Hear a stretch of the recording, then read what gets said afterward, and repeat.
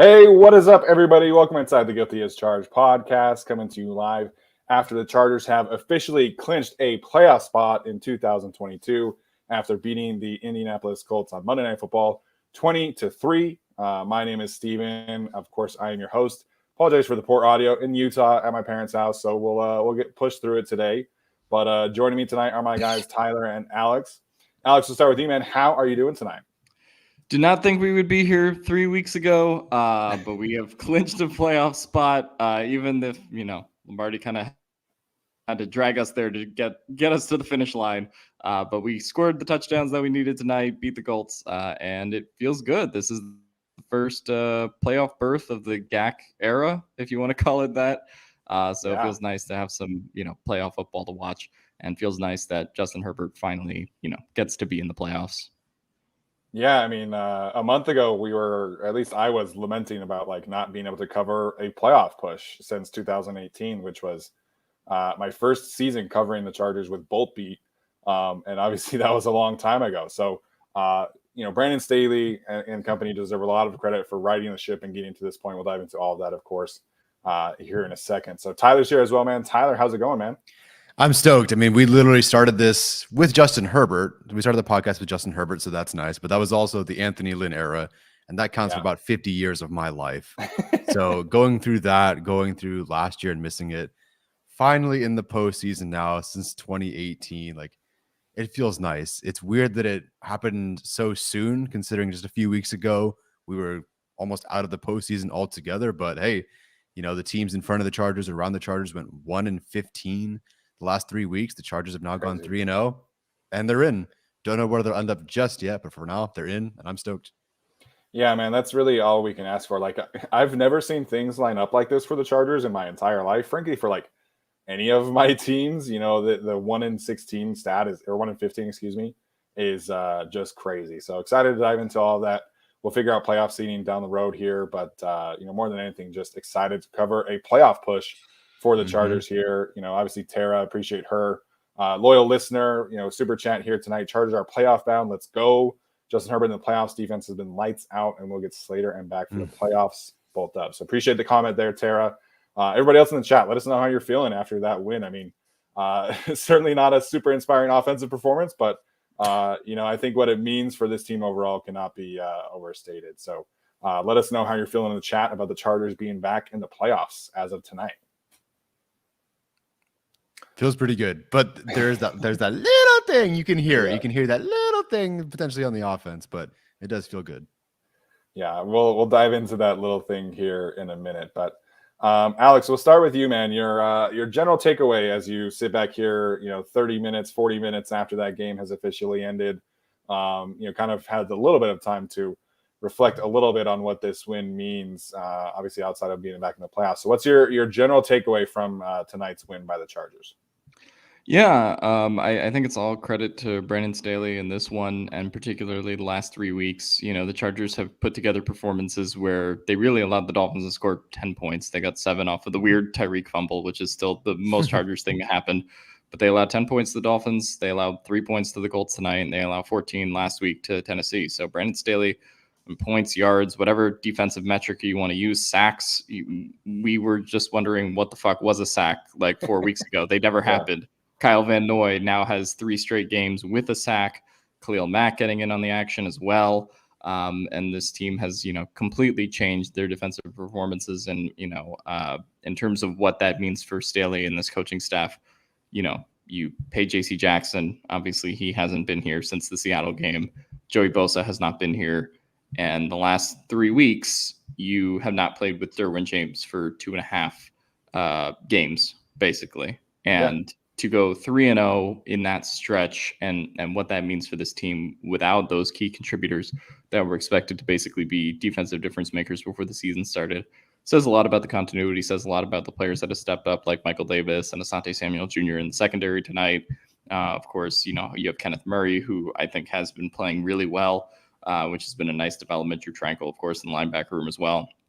And then the defensive line, which has come alive. And I think SJD, Fahoko, as well as Kyle Van Noy have been a huge part of that in the last 3 weeks in particular.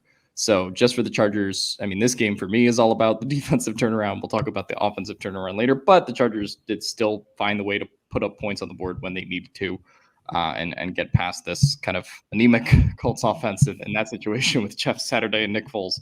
But overall, this was a great win for the Chargers from a defensive standpoint. It gives you, confidence. Obviously, we still need to see it turn around on the offense, but that, if they have to go against Joe Burrow and Patrick Mahomes and Josh Allen and all these playoff quarterbacks, this defense is more than up to the task, especially when they do get Derwin James, fully back, when they get Joey Bosa back, and as well as, just potentially the offensive improvements that can, put this team more on the par of being a playoff team from wire to wire. Yeah, I will start with the obvious first, is that I don't trust the defense just yet. We're not very far removed from Josh McDaniels having a field day versus this defense. Okay, got that out of the way. They've been playing awesome football. And as we say with the offense, with the defense, with teams in general, you play who you have to play, and the guys in front of you are the guys you just have to play them. There's nothing you can do. And so you want to see the defense go out and beat up some really bad teams. Dolphins, certainly not a bad offense whatsoever, but they've been struggling so far, and Tua struggled that game. But, if it's Titans and it's Ryan Tannehill with one ankle, and it's Nick Foles getting sacked 7 times and throwing 3 picks and not playing a great game and whatever, that's who you have to play. And right now, with the guys in front of them, they're playing excellent defense right now. And it's finally starting to look like 2 things happened.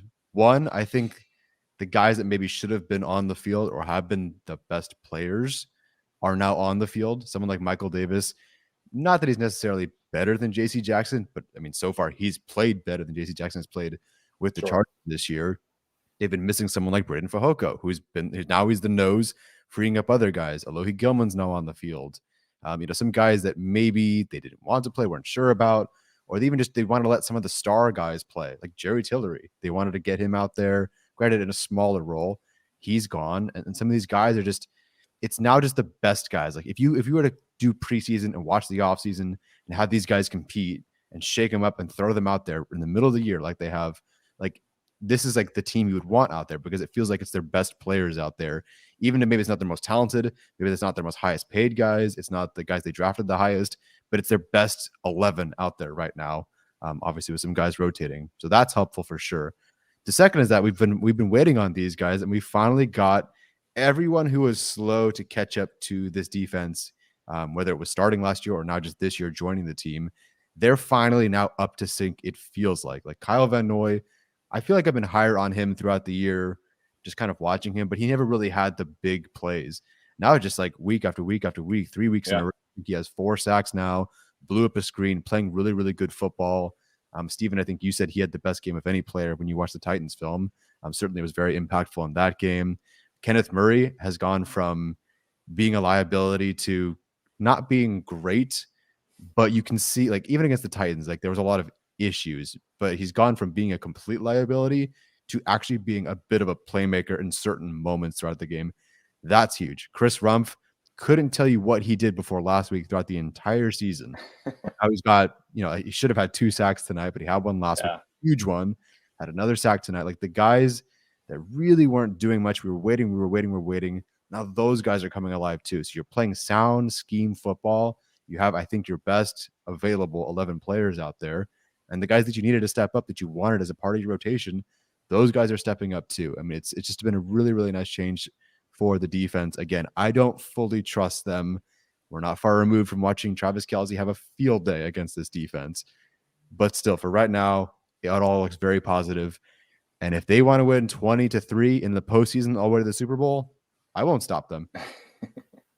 No, like I definitely agree with you. I don't know how much of the defensive improvement is going to translate into the playoffs, but there is some viable improvements, right? Like we, saw this team get carved up and down the field by the Atlanta Falcons, who could barely pass the ball. And, the run defense was a little bit more leaky tonight than I would have liked to see. I love Zach Moss. He's one of my favorite college football players of all time. Watching him run for 5 yards in a carry is probably not ideal given how his NFL career has unfolded. But, if you would have told me yesterday that this defense was going to go up against Nick Foles, and, the circumstances for Nick Foles to start, obviously not ideal from a quarterback standpoint, but still, You get 7 sacks against this Colts offensive line, which, Alex kind of mentioned that the pass rush being a little anemic, earlier in the season. You get 3 interceptions. So big day from the Chargers defense. And frankly, Brandon Staley deserves a lot of credit for that. I mean, I think the players do as well, but the schemes that they've been running the last few weeks have just been really sound, really smart football. Michael Davis looked like he was playing safety on a couple plays tonight. I mean, Jossier Taylor was involved, Bryce Callahan, Derwin James, obviously before the ejection. So the defense was fantastic tonight, and obviously has been the story of the season for the Chargers over the last month or so. And, it's something that we needed to see happen if the Chargers were ever going to be, true playoff contenders. Because at this point, we'll see what happens when Joey Bosa comes back, but no J.C. Jackson. Defensive tackle has been decimated by injuries. But we needed to see this defense become a viable, above average defense this year. And I think that's starting to happen. So we'll see really kind of what tests they're able to get from the Rams and from the Broncos, who have their own issues, obviously.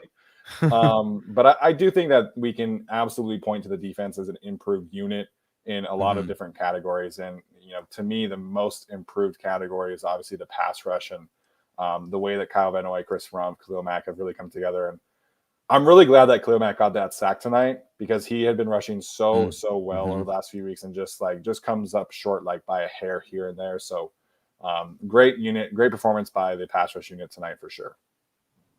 Yeah, so Arjun just sent out the unofficial stats. It's a long one for the pass rush. So Kyle Van Noy and Khalil Mack each had 5 pressures and 1 sack. Morgan Fox had 3 pressures and 2 sacks. Chris Rumpf had 2 pressures, 1 sack. Trenkle had 2 pressures. Hinton, Murray, Derwin James, Tuska, and Callahan each had 1 pressure, and Kenneth Murray had a sack. So a lot of pressures tonight. I'm not going to do the math there, but pretty good overall. Still can't 22 get pressures to get one. Thank you so much, Alex. I appreciate that. Yeah, 22 pressures against this offensive line. Still, definitely a beat up offensive line. It's not what it used to be, but getting 22 pressures, 7 sacks. We'll see about the quarterback hits, how much that changes, but just a great performance from the pass rush overall. And I think we're really seeing this defense starting to gel at a higher level too, which has been a key thing. I mean, obviously we heard the stories this week about the Chargers team dinners that Khalil Mack has kind of started to pay for the defense. And man, it sounds like a freaking great time. Did you not read the story? I saw the story came out. I didn't read it. So this was a Lindsay Theory story highlighting the Chargers team dinners, which we've heard a little bit about here and there. But I forget the restaurant in Newport. It's some seafood steakhouse kind of restaurant.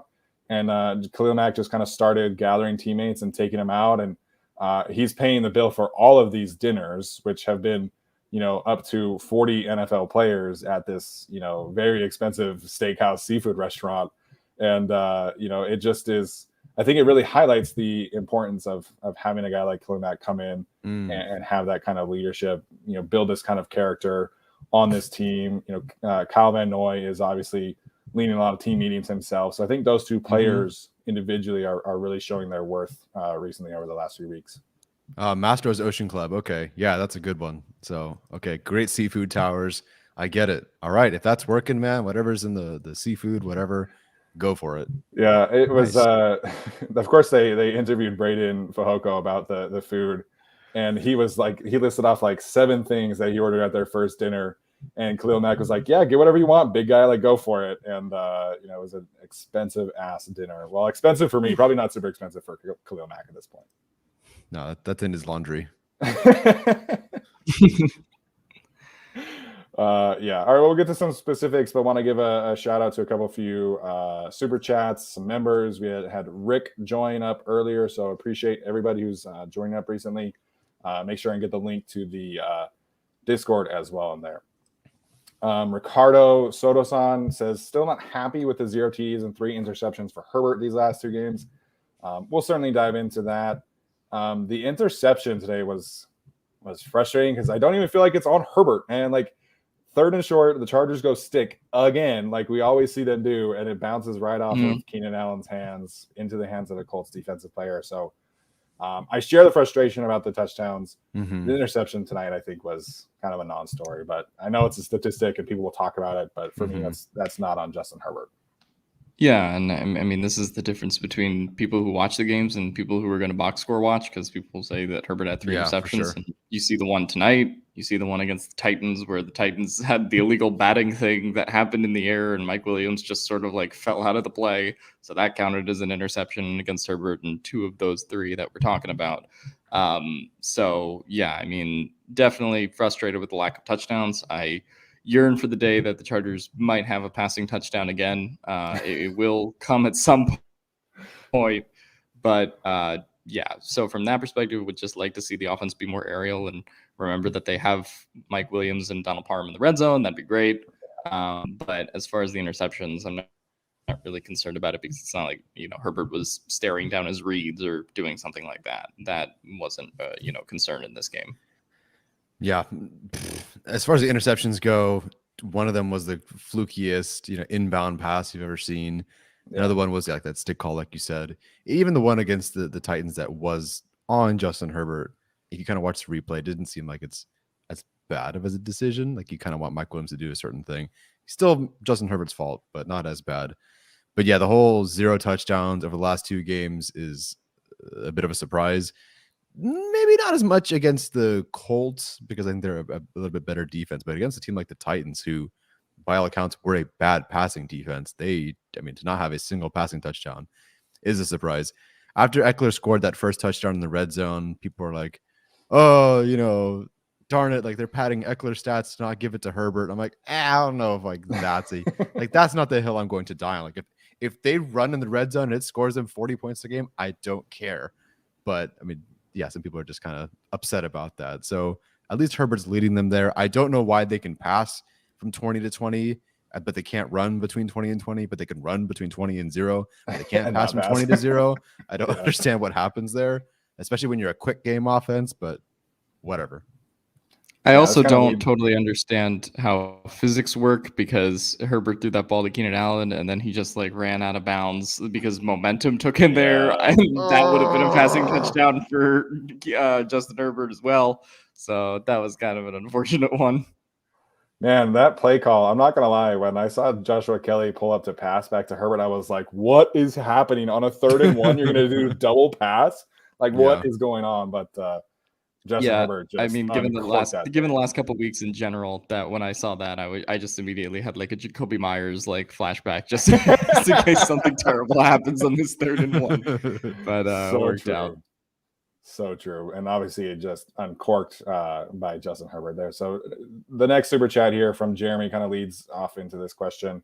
Can you discuss at least briefly why you think the offense has regressed? I'm happy that anyone on the defense has balled TF out, but the offense worries me. And I share that worry. I think everybody kind of expected that, hey, Mike is coming back, Keenan's coming back, Donald Parham's coming back, things are going to change. It doesn't feel like Joe Lombardi got that memo that all of these guys are back. And just, again, the 3rd quarter offense is so frustrating to me, watching them try and be this patient dink and duck offense. And then, all right, 4th quarter, here's Mike Williams on some deep overs, on some crossers. Let's get this guy going. And then they score a touchdown on their, first drive in the 4th quarter. So a lot of this is really kind of circling back to Joe Lombardi. And I hate putting all of that onus on him. We've certainly seen a lot of execution errors. Tonight, Trey Pipkins has the holding penalty, which negates the Donald Parham big play, which would have put the Chargers in a great position to score. So there are certainly some execution errors, but the overall approach by Joe Lombardi, it still leaves so much to desire. It's like he's still trying to call plays with DeAndre Carter, Michael Bandy, and Josh Palmer out there, as opposed to who he currently has out there. I think it's worse than that. So it's a lot of coaching issues right now for me. Yeah. There are some execution errors, like we've continued to talk about, but this approach that they're trying to establish the run game between the 20s, and I understand that. I've been an advocate for that.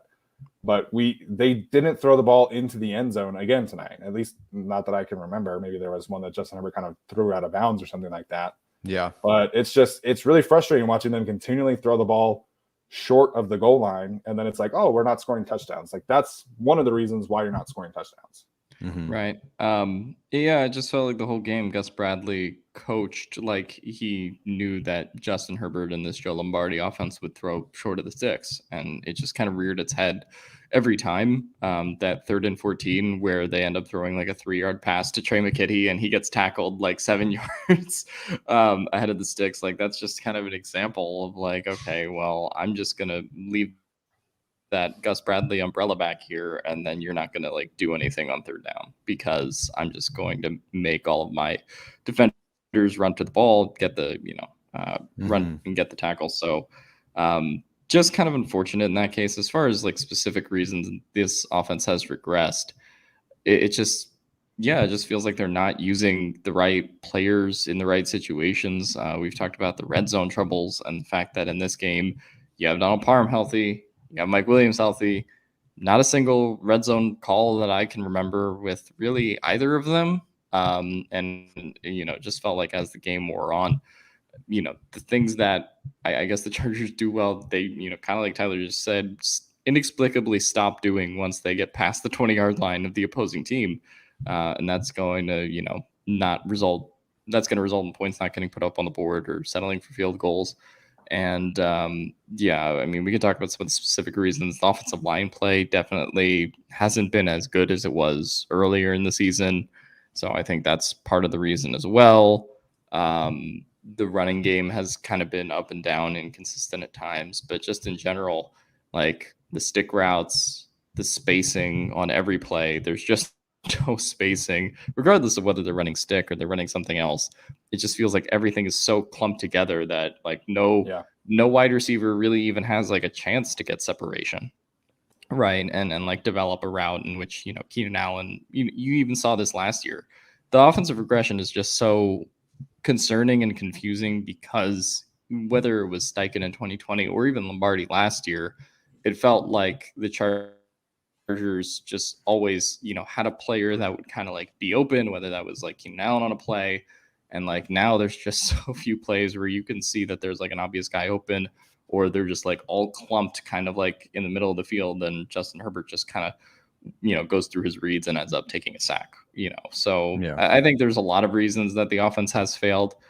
Certainly regressed in this period. They're lucky that the defense is playing as well as it is, or else we'd be having a different conversation.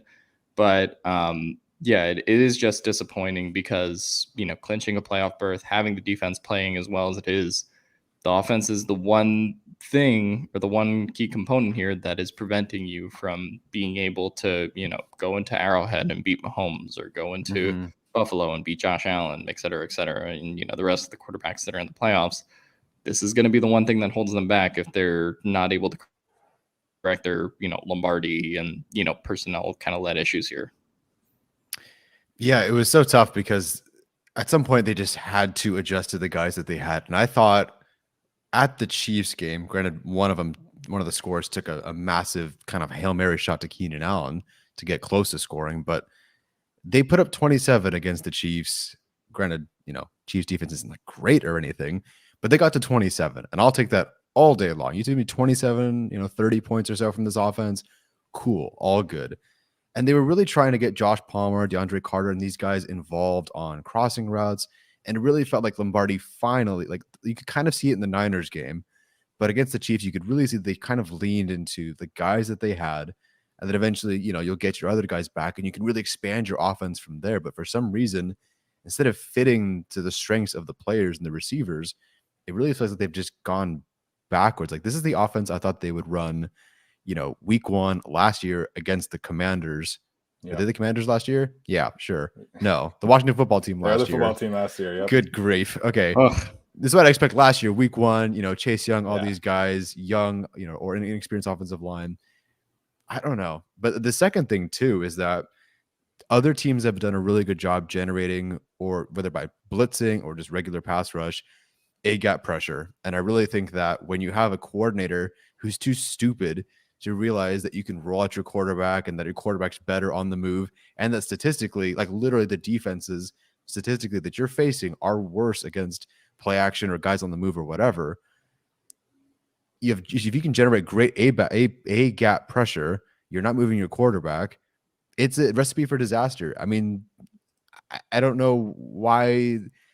I think going into the game, Mina Kimes said that the Colts were like 31st in something against quarterbacks on the move or whatever it was, and the Chargers were like a top 5 group, moving or the ball when Herbert's on the move. And you're watching and just drop back. Heading into this game, the Chargers had more true pass sets than anybody else in the league. And that's just completely unfair to your offensive line, who either has been hurt or they're rookies or they've been struggling. And Herbert doesn't look, it's hit or miss with Herbert with pocket management and pocket movement. Outside the pocket, moving out of the pocket and away from pressure, I think he's been good. Moving up and stepping up, it feels very hit or miss. So I don't know what it is. To me, it really is all Joe Lombardi, or 98% of it is Joe Lombardi. Of course, some guys make execution errors, but I guess it's my long-winded way of saying the answer that everyone knew. It's Joe Lombardi. Yeah, what was really frustrating about tonight, I'm glad you brought that up, because I was going to bring that up at some point tonight too, is they did that fake toss rollout on the second drive, I want to say, and Herbert got sacked. And it feel like Lombardi was like, I'm done. I'm not calling that play ever again. And there were a couple design rollouts later in the second half that, didn't necessarily work to the way that we're used to, although that Parham play, I think, was a design rollout that got called back from the Trey Pipkins holding. But it was just a frustrating approach. And it's, Arjun has continually pointed out the Chargers are so efficient and so effective at play action and the working intermediate and deep parts of the field. And then if you come out in the first half, you come out in the second half, and it's just a lot of trying and dink and dunk, and we're going to try and, okay, we'll feel this defense out.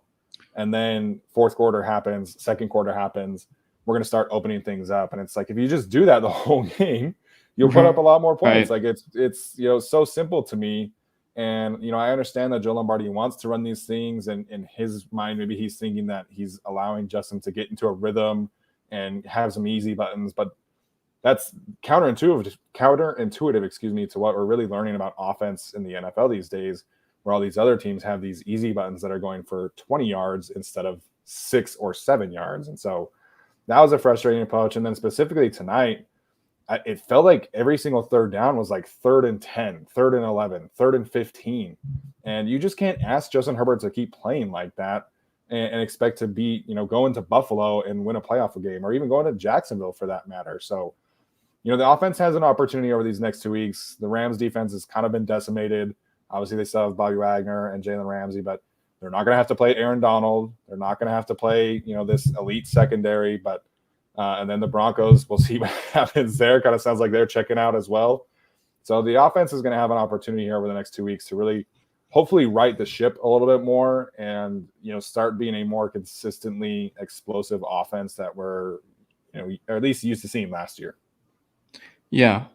It also just felt frustrating because everyone, maybe except Joe Lombardi, knows what the rap is with Gus Bradley, right? Yeah. He's never going to blitz. He plays cover 3. He runs that 4-3 defense. He's not, you're going to do the same things. And the things that work against Gus Bradley are, hey, his defensive backs are playing so far off, do play action, do RPOs, everything that, kind of Tyler said, and the Mina Kimes stat and all that. That should be pretty successful, right? And this Colts defense, while they've been generally good throughout the year, they've allowed what was the stat the last 2 weeks? I mean, obviously the comeback against the Vikings, and then they played the Cowboys prior to that. So just overall, they have not been putting out those kinds of defensive efforts, and to give up, I think it's 73 points the last 2 weeks prior to this game, and then the Chargers scored 13. 13 prior to getting the touchdown at the end there. Just overall, not a great offensive performance, and it just feels like these issues are so correctable, and I don't know what to say about it at this point, other than I hope they fix some of these issues against the Rams and the Broncos in their last 2 games, but then how much of that can you really carry into the playoffs? Right, that's going to be the difficult thing. How much of that is translatable in a shootout with Mahomes? Getting these effectively practice reps at this point with Baker Mayfield and the Rams. Right, how much of that can you carry over to the playoffs? I don't know. I hope they can, and I hope the offense gets going in the right direction. I hope they get Slater back. Obviously, that would help if that is a thing that does happen. But overall, yeah, just not a promising offense right now. Yeah, we'll wrap this up question up here. The Chargers had 67 total plays tonight, only 314 yards of offense, averaged 4.7 yards per play. So just not a banner day for the offense by any means.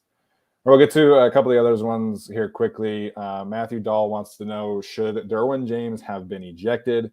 That was the shoulder. So I agreed with the ejection personally. I know he hit the shoulder, but the whole thing that the NFL is trying to get rid of is the leading with the crown of the helmet, and that to me was a textbook penalty. Whether or not that should have been an ejection, I think kind of is up for interpretation off of the rule. Mm-hmm. But it definitely was a penalty, and Derwin should know better than that, in my opinion, than having that kind of technique in that moment. So. Unfortunately, I personally do agree with the ejection. It felt like a pretty egregious hit, in my opinion.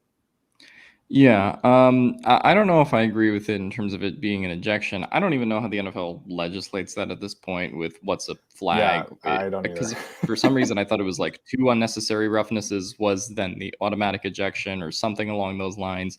I don't know how the NFL legislates that. I think sometimes you just see a hit that is bad enough to the point where you go, okay, that guy's out of there. Obviously, college football has things like targeting that are, in the game. But yeah, it just felt like Foles kind of put the ball there. And obviously that, I think he bears some responsibility for how that played out a little bit. As far as Derwin, though, it just felt like kind of a reckless hit to go all in and kind of lead with the crown of your helmet, lead with the head to the head or neck area. And that's how they were going to call it at that point. So, and obviously, Derwin could have brought him down in a way that, this is also an issue for Derwin's safety as well, right? I mean, he's now going to be in concussion protocol, presumably for the next week. We'll see if he plays against the Rams, but if he wraps up there just as a standard, tackle for the sticks, we're not talking about him being in concussion protocol. We're not talking about the other player being in concussion protocol as well. So it just an all around kind of unfortunate situation. And, people can talk about the game being softer than it was 5 or 10 years ago or any of those kinds of things. But the NFL is trying to legislate those things out of the games because people don't want them in the game anymore. And, there's no other choice but to eject Derwin because they're trying to legislate out of the game. If you give him a penalty there, if you give him a fine, like that's not going to get it out of the game, so to speak. And so, people can, the NFL is a different product than it was 10 years ago, and people can complain about it being different now. There's certainly a whole generation of fans that'll do that. But at the end of the day, by the rules and what the NFL is trying to do now, that is what they should have done. Yeah, for anyone who's saying it was a dirty hit, I think if you think it's a dirty hit, I think that's maybe more the results than the process. Because I think I don't process think it was either. Right. I think the process was unfortunate. Like you said, there was no reason. It's not like it was like at the goal line or anything. I get they were trying to get the first down, but you had a couple of yards to give. It did not require as hard of a hit as Jordan was trying to lay in that particular moment. But I don't think it was dirty. I think it just was unfortunate. I think it was fast. I think it was violent. I think he was hit very, very hard. It sucks that both players are either in concussion protocol or going to have concussions or whatever it ends up being. But I don't think it was dirty. And I know some fans have been trying, not Chargers fans, but just some NFL fans have tried to push that Derwin James is a dirty player since he, put Travis Kelce in the dirt back at Arrowhead. I don't know why, because that's not really how Derwin James has played. He just hits hard. There's a difference. But by the rules and what they're trying to do, I understand why he was ejected. But I think it was more the result than the process. Derwin James is not a dirty player, but I understand why they also had him ejected. Assuming, like Alex said, that you do just get a one and done for that situation, because I always thought it was 2. So I don't know how they do that at this point. I thought college was the one and done. But I guess I'm not paying attention. Yeah, college is the one and done. My understanding of the rule is that you can eject if you deem that it's like overly egregious, and that must have been, the decision there. So Derwin James definitely not a dirty player. I think he has a proven track record for a reason. He's a fast, physical player. Obviously, that's very different than being a dirty player. Just made a little bit of an error of technique in this specific instance. I mean, if he leads with his shoulder in that specific instance, then we're talking about like a great hit, right? Like that's true football and like all this stuff. So Derwin just, had an error of technique there in a poor moment. So for what it's worth, both players are in concussion protocol. Both of them ruled out pretty immediately. Obviously, Derwin was ejected, so he wasn't like confirmed or anything like that. Right. But Brandon said he did say afterward that he is in concussion protocol. Okay. All right, we'll get to a couple other ones here. Taylor King, appreciate you becoming a member as well. And then Solo Man, he says, next 2 weeks, I want Joe to empty the playbook, Joe Lombardi, and try everything downfield. Discovery requires exterminations. LOL, I think that's a fantastic way to put this situation for the Chargers. Yes. Go throw it, Jalen Ramsey. Just go for it. Yeah. I have a story about that. I'll tell you guys later. Yeah. I mean, on one hand, yeah, you can empty the playbook and try everything downfield. But on the other hand, you're then trying to balance that with now that you've clinched a playoff spot, right? You're trying to kind of keep your players healthy. And this offensive line has allowed a lot more pressure, a lot more sacks on Justin Herbert recently. So then, going everything downfield with the offensive line as it currently is, with the Chargers having wrapped up a playoff spot, might not be what they want to do either, as opposed to it being these single elimination playoff games. Obviously, you leave everything out on the field if you're playing the Chiefs or the Bills in the playoffs, what have you. But yeah, I'll be curious to see how they play the next 2 weeks. Anyway, because I feel like just the last couple weeks of play calling, particularly against the Titans, as banged up as they were, and the Colts in this game, the Chargers have kind of come in with a bit of indifference on offense, so to speak, right? And if you're going against the Rams team, that kind of is what it is, with their injuries and how banged up they are on the defensive side of the ball, and a Broncos team that has, basically publicly quit on its head coach and resulted in a head coach being fired and all of the things going on in that locker room. Is that going to be a game where even if you do empty out the playbook, we really learn a lot about what the Chargers are, heading into the Chiefs or Bills game? Would like to see it, but also I do think that with the playoff spot wrapped up at this point, I wouldn't be surprised if we just kind of get more of the same, or maybe, a little bit better version of what we've seen the last 2 weeks. Yeah, I mean, obviously we hope for some adjustments, and kind of leads me to the next one here. Richie, do you think the offense was better last year because there wasn't much film on it yet? Now teams have caught on. Teams have definitely caught on to the stick concepts. I mean, we've seen time and time again, everything is so congested in these third down situations. The Chargers have done some kind of stick counters here and there, but I don't think that's like the main reason. I think we kind of covered this already, but I will say that teams now know that the Chargers like to throw it to the sticks in these moments. And we've seen that, even against the Titans game with Roger McCreary, like he was playing Mike Williams so physically tough because he knew that Mike Williams was going to stop at the sticks and turn around. And it certainly caused some issues, but I don't think it's the main reason that I would say the offense is struggling. If you want to talk about a difference between the offense this year and the offense last year, I think a big difference in terms of why everything is as congested as it is and it looks worse than it does last year, or than it did last year, is the absence of Jalen Guyton. I think that's been huge in terms of why this offense is kind of as slow and sort of cramped up as it is right now. Yep, that's a great point. Obviously missing anybody, although apparently you can use them as Tyreek Hill decoys or whatever on your practice squad during the week, just not on game day. It's also just the offensive line, the run game. That has been a huge difference. And to your point about film, I don't know that, like, I don't specifically watch what the Chargers run and when they run it and how they run it.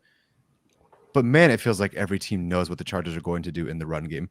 These are good players. Like, if you ask me what Zion does best, it's run blocking. If you ask me what Matt Filer does best, it's run blocking. Corey Lindsey is great at run blocking. Jamari has developed, I think, into a solid run blocker. Trey Pipkins has been a good run blocker, even heading into the year. It's like, okay, if it's one thing Trey probably does, It's run block better than pass block, and they're not running it well. Maybe that's tight ends, whatever. But I don't know, man. Teams just there's nothing easy with this run game. It is something after contact for an extra yard, maybe, and you get 2nd and 8, 2nd and 9, 2nd and 10. Like, it's so difficult for this team. That's if you're talking about keying in on what the Chargers do, it feels like that's what teams seem to be really keying on more than anything else. And then that sets up the stick, which gets, 3rd and 8 goes to 4th and 1 or something. Yeah. That's something I want to address in the offseason is getting a legitimate run game coordinator in here. Obviously, they did not really do a good enough job of replacing Frank Smith in that regard. So Austin Eckler tonight goes 18 for 67, the 2 touchdowns. So he averaged 3.7 yards per carry.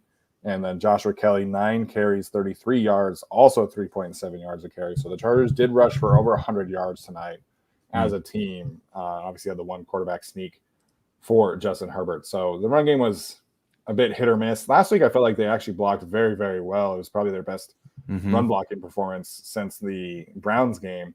Last week was more of a running back issue for me in terms of I would agree. Kelly and Austin Eckler kind of left some meat on the bone in certain situations.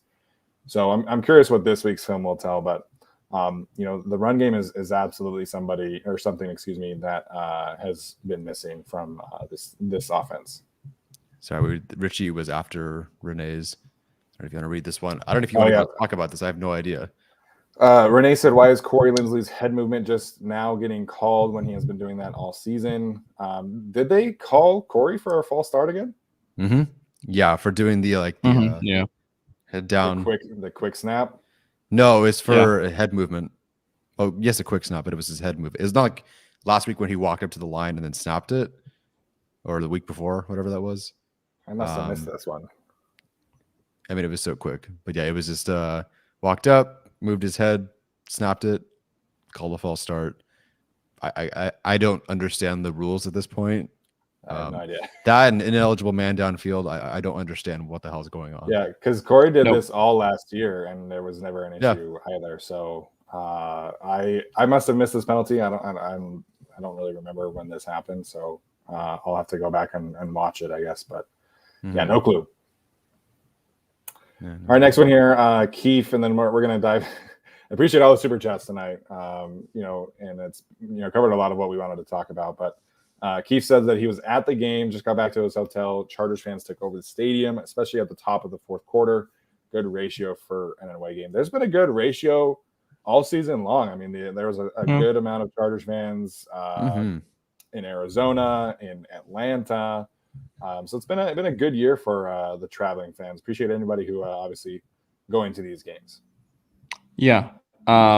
Helps that they've gone against the Colts and Titans, whose fans are seemingly exasperated with both of those franchises. But still, nonetheless, I mean, I did not expect the Chargers to, just kind of take over a stadium in Indianapolis, somewhere in the middle of the country. So definitely a good performance there. Yeah, absolutely. All right, so there are some specific moments that I wanted to highlight here before we headed out. Sure. Some of these players obviously deserve a lot of credit for these specific moments. I mean, it really sucks that Derwin got ejected and got injured, because I thought he was playing an incredible game. That interception came at a super crucial moment. I mean, Justin Herbert had just thrown his interception, and then Derwin picks off Nick Foles again. So it really sucks that his game ended early, because I thought that we were in play for an all-time Derwin James game this evening, I guess.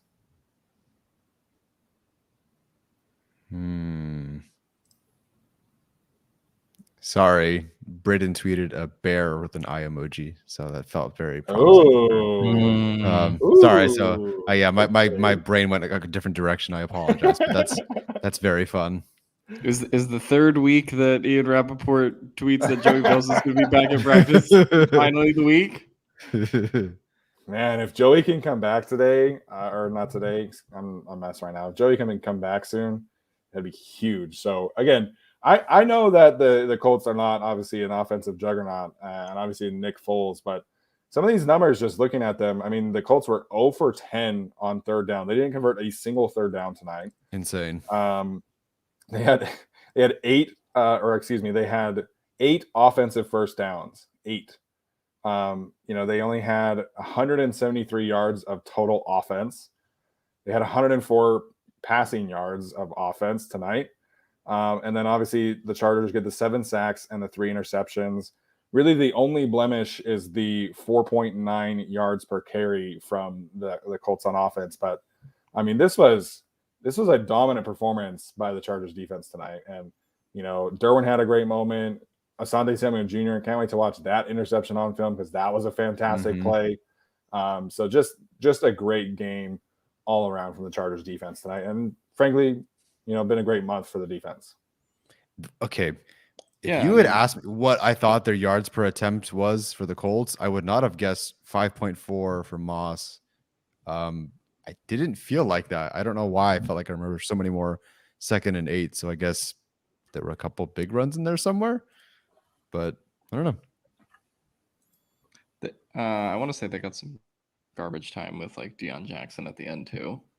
He got a couple runs. He does not have one listed here, so I don't know who that is.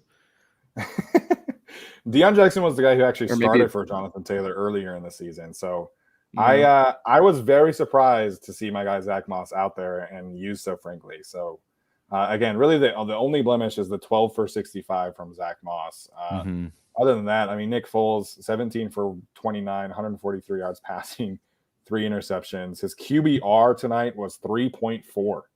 I didn't even know you could get that low. Ooh, okay. I know from today. I think Tua's was 3.5 and Davis Mills was 3, and that's the worst on the year. I think that was from today. Classic. Passer rating of 31.9. So, the Chargers defense tonight deserves a major hat tip. Go to Mastros, man. Screw PF Chang's. We've upgraded. The other thing too that we have to talk about is that 4th down stop. So the Chargers, Justin Herbert fumbles, and you're like, it's 13-3 at that point. And I'm sure a lot of people are feeling that like, oh, like the typical Chargers, like here we go. This is the beginning of the end. And so the Chargers get to 3rd and short, and then 4th and short, and then Brandon Fehoko and Alohi Gilliman, 2 of the unsung heroes for the last month of this team, just stonewall this QB sneak from Nick Foles. Alohi Gilliman channeling his inner Troy Polamalu. Man, that was a huge play, and frankly, I think was really kind of the moment where I thought that the game was sealed essentially. Yeah, I mean, look, that one. Look, if you're trying to QB sneak with a 33-year-old Nick Foles behind that offensive line, I think that signals some bigger issues. As soon as that game was 10-3, it was over. And I know that like sounds unnecessarily like cocky. That's not even about the Chargers, right? Like just watching this Nick Foles offense and whatever Jeff Saturday and that Frazier guy are like cooking up, like it was just terrible all around. Missing everyone on the offensive line. Other than Michael Pittman, they really don't have like a single receiver worth anything. Like that game, other than Foles getting to Jelani Woods early, that game was just, they didn't have anything on offense. So Jeff Saturday really good at challenges, not so good at the rest of it. When it comes to the whole picture. So like I just, as much as the Chargers do charger a lot and fumble or give away games, I know fear in the game.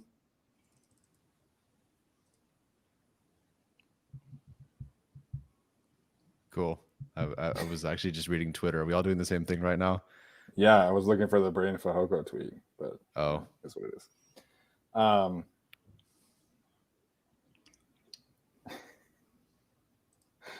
Yeah, the Colts offense, man, what a mess. If Matt Ryan's playing tonight, over under 14 points. No. Colts. Under. Under, but they'll get 6. Apparently the Chargers just tweeted out something. Oh, they did the Sheldon Fishing Club president again. No. Always classic. Man. You can't really tweet anything. Like, you beat the Colts. Like, you just can't, like, there's no new material. Well, there is new material, but, you know. Yeah. Yeah, I think you just have to pivot to we clinched the playoffs instead of like posting Colts memes. Because I mean, it's just kind of you're kicking a dog while he's down at this point with how their season's gone.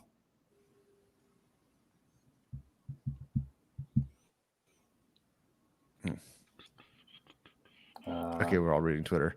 No, I'm reading the chat right now. So okay. That is something that happens. Apparently, I mean, we're doing the super chats, so the chat definitely gets read. There was one super chat that I think I missed earlier. Potentially, yes. When there's hundreds of comments, you got to find the one super chat. Come on, streamer, get it together. Here's one. I'll break the ice from Jeff Thompson Magic. Why do y'all think Staley hasn't done anything to substantively tweak/change the offense? He's for sure seeing what we're seeing, right? Very frustrating. Well, depends what he wants. If we believe that this is the offense that he wants, and this is the offense we're going to get. But otherwise, I think for the most part, and maybe this is different this year, but I feel like Staley just kind of lets the offense do its thing. Kind of in the same vein that he let Darius Swinton do his thing for special teams last year, which hurt the offense quite a bit, I think. But it feels like Ficken. I mean, I don't know if Staley would want Raheem Lane over JT Woods or Mark Webb right now. I don't know. But by all accounts, it was Ryan Ficken who said, no, I would like Raheem Lane to play special teams. And Ryan Ficken got Raheem Lane. So I think that, for the offense, I think Staley just lets him do their thing. And, hey, it's a good scapegoat if you don't make the playoffs, or if you fall out of the playoffs, just fire the guy who's been bad. Yeah, I mean, Staley has always been pretty hands-off offense and special teams, as opposed instead of just like the macro decisions at the end of the year, right? Obviously saw that special teams wasn't going in a good direction, didn't want to keep Darius Swinton, right? And brings in Ryan Ficken. So when it comes to those kind of like macro decisions, and I'm sure that when the Chargers are eliminated for the playoffs, whether it ends in a Super Bowl or it ends in a first round loss, whatever it is, he's going to have that talk or decision on Joe Lombardi as well, at the end of the year. And so that's going to be a conversation that he's going to have, or something that he's going to think about. But yeah, just as a whole, he's the defensive coordinator. He's the coach. He makes the decisions, but he, is this the offense that he wants? I would say that this probably is not the offense that he wants, for the guy who was like, yeah, we're going to fucking throw the shit down the field and do all that. Yeah, it's probably like isn't his cup of tea right now. But overall, I think he's just kind of going to sit back, coach the defense, do his thing. And then, at the end of the year, however the Charger season ends, make his decision on Joe Lombardi at that time. Yeah, I mean, there's certainly some things that Brandon Staley, I think, coalesces with what Joe Lombardi also wants. Like, I think Brandon Staley pretty clearly wants some kind of hybrid, like Shanahan, Sean Payton kind of offense. And that's why he's, hired the people that he's hired. So there definitely are some things that he knows about this offense, that he respects about this offense. It was the offense that he ran in college and, helped kind of run when he was, first starting out as a coach. So there's definitely some aspects that he wants, but we always hear him talk about, like, when people ask him about, hey, why is the offense not working? And he mentions all these things, and explosive plays is always like at the very top of his list. So I think he's aware of the issues. I just don't think he wants to throw anybody under the bus. I don't think he wants to make that kind of change. He really trusts in Joe Lombardi's judgment and his preparation and things like that. And, we'll see what happens in the playoffs. Like, we'll see what this offense looks like in a playoff game. And if they have a kind of performance like tonight against the Bengals or against the Bills or the Jaguars, and they lose because of the offense, I think that would prompt him to make some changes. And I think we're, at that point when, they have to get back to being able to find explosive plays. And I think that really is one of the bigger problems. There's just, there's no easy buttons unless there's like the one deep pass Mhm. crosser route to Mike Williams or Donald Parham or somebody a game. That's like it. So their screen game is trash. They don't have any speed threats. Yeah. So there's no easy buttons right now, and I think that Brandon Staley is aware of those. I just don't. I think, like Tyler's saying, he trusts Joe Lombardi to do his thing, but at the end of the season, he'll reassess and say, start getting more involved in like how to solve these issues. Or yeah, and I think firing Yeah. coordinators is always kind of like a last refuge too, right? Like you don't do it unless you're like really falling out of like the playoff picture and doing all those things, or B, just like it's just completely not working. So as long as the Chargers, they hovered around 500 all year, got the 6-6, have reeled off these 3 straight wins, Joe Lombardi, nothing's going to be done about that mid-season, right? Look, I mean, you see what's happening with Matt Patricia in New England, and the Patriots are 7-8, still vying for a playoff spot. So, he's going to at least keep his job till the end of the season. That's just how NFL teams function. That's how they work. And, I think that we just have to figure out what the decision is and what the direction is in the offseason. And in the meantime, while the Chargers have these last 2 games and the playoffs, try to, kind of patch up the offense in these last 2 weeks, fine tune it, and do what they can do down the stretch. Yeah, a couple of things that I always see on Twitter. First of all, people think that Brandon Staley would not fire Joe Lombardi because he's so close with Joe. Darius Swinton was like one of his best friends. Like him and Darius came up together in coaching, and he still fired him. So the question is if Brandon Staley thinks he needs to do that, or does he not think he needs to do that? So I don't think that he has some like crazy allegiance to Joe Lombardi that he would not fire him if he thinks that he's a legitimate problem. So that's where I'm at with that thing. I think he would fire Joe Lombardi if the offense continues to be a problem at this point. Yeah, and I think it's a macro decision for him too, right? Because you can even point to Darius Swinton last year, right? The Chargers stink at special teams for really the first 12 games. The last 4 games of the season, last month of the season, though, special teams overall was pretty good. Like they improved their EPA in like a lot of respects. They have Andre Roberts come on as the returner, and overall they looked a lot better in that last month of the season. But Staley was still like, hey, look, you picked KJ Hill. There's no coming back from that, and fired him anyway. So, at the end of the day, I think that Staley's going to make the decision from what he sees in a 17-game sample size as to what he sees in a couple weeks or, something like that. Yeah, I really hope we don't get good. I don't know. My last ditch hope conspiracy is that the playoffs are going to look great. I don't know. Just they're assimilating all these. He's been saving it all up. That's what I'm saying, man. Show them nothing on film. Just stick. First play, we're gonna get a speed threat. We're gonna have Joe Reed active, and it's gonna be great. That's what's gonna happen. Yeah, Kevin Johnson's going to be signed before the first playoff game. Oh man, is he a free agent again? I think he's practice squad. I think he's available. Gotcha, man. Kevin Koenig pointed out that there were several calls tonight that were like design man calls, but it's like you're going against Gus Bradley. Gus Bradley's not playing man-to-man coverage. Yeah. I don't. Yeah. All right, we'll wrap up tonight's show. Again, the chat has been awesome tonight. Appreciate all you guys for tuning in. If this is your first time watching the show, hopefully you stick around. All right, so obviously Chargers clinch a playoff spot, first time since 2018. The 5 seed is in play for this Chargers team. They would essentially need to win the last 2 games, which would give them a 5-game winning streak to close the season. And then obviously the Ravens would have to lose just the 1 game. So they just need to be tied with the Ravens. The Chargers would have the conference tiebreaker at that point. So that's the scenario for the Chargers in terms of the 5 seed. If they lose one of the last 2 games, or if the Ravens win out, then the Chargers would be the 6 seed. So basically we know that the Chargers are going to be the 5 seed or the 6 seed at this point in time. When did the Bengals play the Ravens? Is that the last game of the season? Yeah. Last game of the season. Yep. Okay, I'm curious what they would do because I know the Bengals do need to win, obviously, but I don't know.